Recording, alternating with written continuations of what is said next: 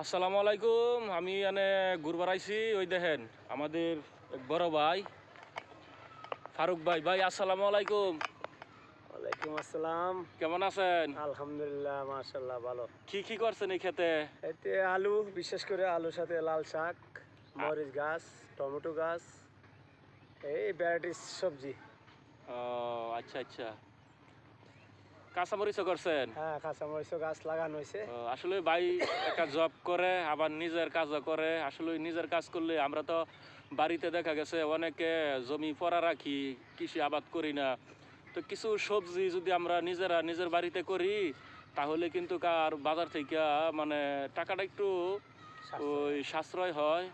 তো বাড়ির আশেপাশে পড়া জায়গা থাকলে সামান্য কিছু সবজি নিজেরা করে নেবেন, ফ্যামিলিরাও তো দেখাশোনা করতে পারে, তাই না ভাই? ওই যে ভাই আগাছাগুলাই পরিষ্কার করতেছে, খুব সুন্দর। আচ্ছা ভাই, এটাতে তো শাক খাওয়া যায় না?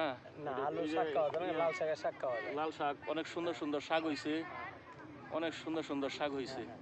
লাল শাক খাওয়া সবাই যায়। ভালো থাকেন। আসসালামু আলাইকুম। ওয়ালাইকুম আসসালাম।